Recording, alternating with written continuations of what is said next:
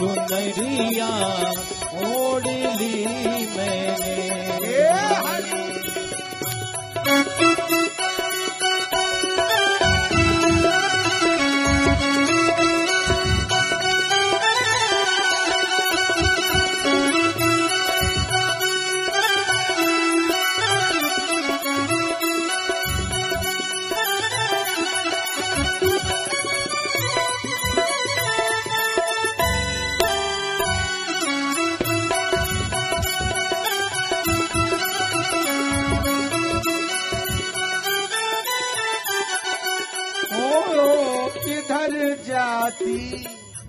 उधर जाती न जाने में कहाँ जाती, न जाने में कहाँ जाती।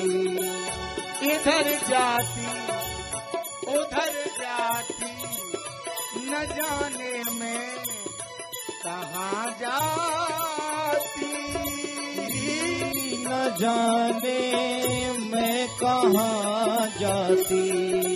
अगर गुरुवर नहीं मिलते तो तुमको कैसे मैं पाती, तो तुमको कैसे मैं पाती।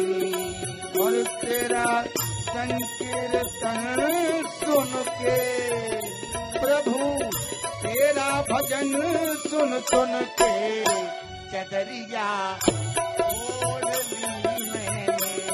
चदरिया ओढ़ ली मैंने, चदरिया ओढ़ ली मैंने, चदरिया ओढ़ ली मैंने।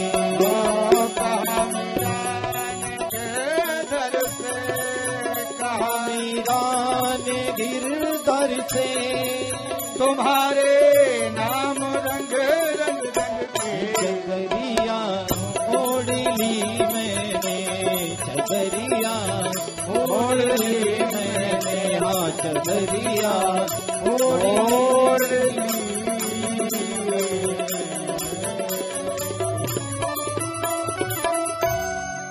बोलिए गोविंद भगवान की जय।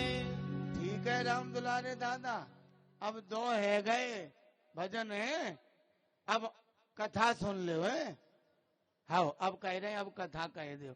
हाँ इनको इच्छा आती है, आज हमने की चिंता मत करो, भगवती ने कृपा कर दी। हाँ एक तो आली मोह लागे वृंदावन नी को, और दूसरो बारो जी हम लिख ले आए। हाँ तो मैया है जो सुनो, तो हमने ये भी सुना दिया है। तो एक बार प्रेम से बोलो राधे, और जोर से बोलना पड़ेगा राधे। प्यारे बंधुओं, बड़ी ही सुंदर बात, पृथ्वी की स्थापना हुई, पुनर्जब सृष्टि हुई तो ऐसा वर्णन है। सुखदेव स्वामी कह रहे राजन परीक्षित, ब्रह्मा जी के जितने पुत्र थे सारे विरक्त हो गए, और सनत कुमार ये ब्रह्मा जी के ही पुत्र हैं, चारों भाई, इन्होंने तो विवाह ही नहीं किया, सीधे बद्री नारायण धाम चले गए। और कथा के क्रम में ऐसा वर्णन आता है कि ब्रह्मा जी के एक और पुत्र हुए, उनका नाम करदम। क्या नाम? करदम।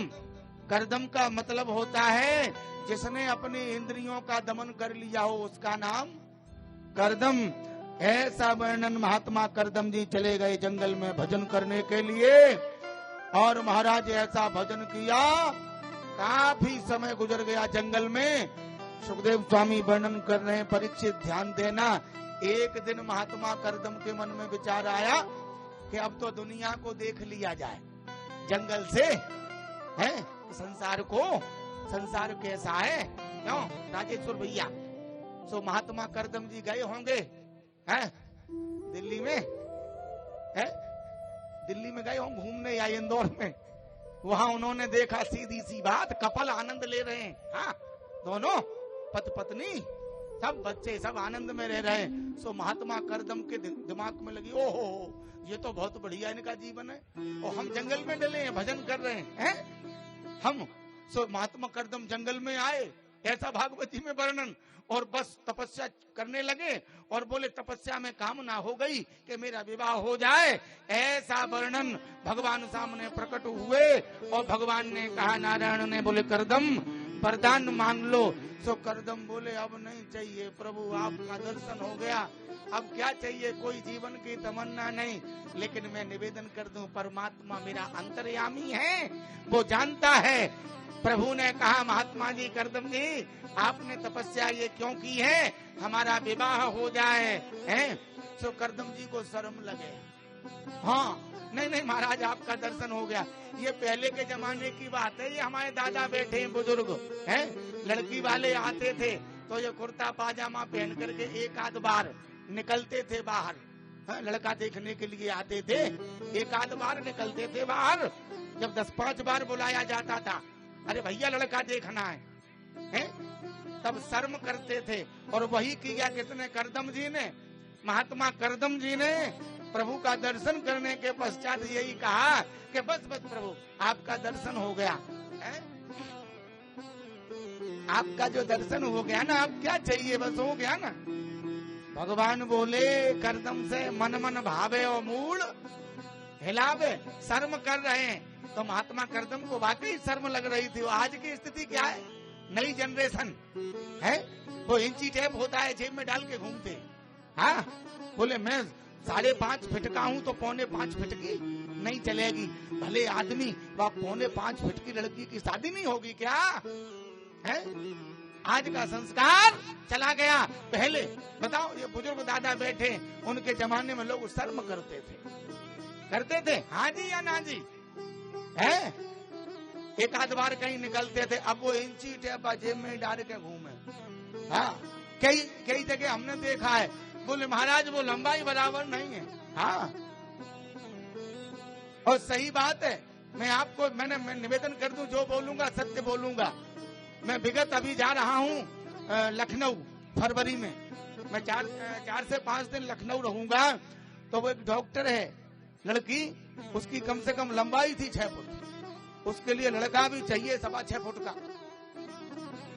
बहुत लड़के फैल हुए, तब कहीं जाकर के फिर डॉक्टर उसको मिला है और हम उसकी शादी संपन्न कराए। बोले गुरुजी आपको ही आना है, उस लड़की की माँ हमारी शिष्या है, आपको मैं बता दूं।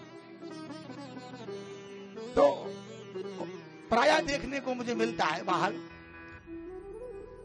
महात्मा करदम जी ने कहा कि प्रभु शादी नहीं करना, लेकिन भगवान ने कहा है करदम जी से, बोले करदम मैंने तुम्हारे विवाह की बात पक्की कर ली और तुम कहते हो हमको शादी नहीं करनी। तो महात्मा करदम जी ने धीरे से कहा, बोले जब आपने बात ही पक्की कर ली है तो कर लेंगे। कहाँ कर आए संबंध महाराज, पक्का? तो शब्दों पे ध्यान देना। सुखदेव जी राजा परीक्षित को सुना रहे भागवत जी की बात, बिल्कुल सटीक प्रमाण। सुखदेव जी कहते हैं, राजन परीक्षित भगवान ने कहा महात्मा करदम से कि मनोस्तु सतरूपायाम तिस्रः कन्याश्च जग्निरे आगूतिर्देवहूतिश्च प्रसूतिरिति विश्रुता। मनु महाराज की 3 कन्याएं आकुति, देवहूति और प्रसूति। मेरे प्रभु ने महात्मा करदम जी से कहा, बीच की जो बेटी है देवहूति, उसके साथ में मैंने तुम्हारे विवाह की बात पक्की कर दी है, संबंध तय कर दिया है। सो महात्मा करदम जी बोले तो फिर कर लेंगे। राजा मनु जी जंगल में आए और करदम जी के साथ में बीच की बेटी देवहूति मैया के साथ में महात्मा करदम जी का विवाह हुआ। ध्यान देना, बहुत अच्छी बात।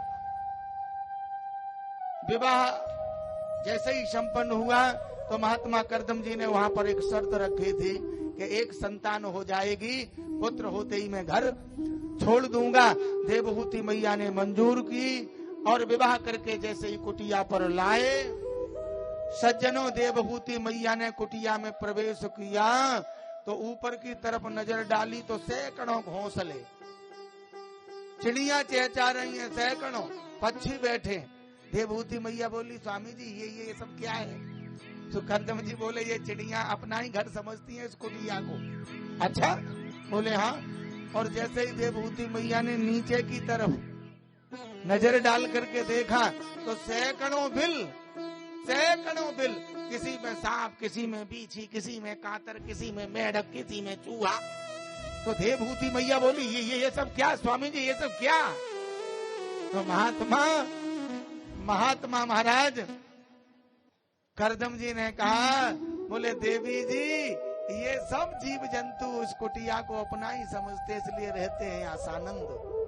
हाँ, तो बोले स्वामी जी आप कहाँ रहते हो? ऊपर पक्षी रहते हैं, नीचे ये सब रहते हैं, सांप मेढक।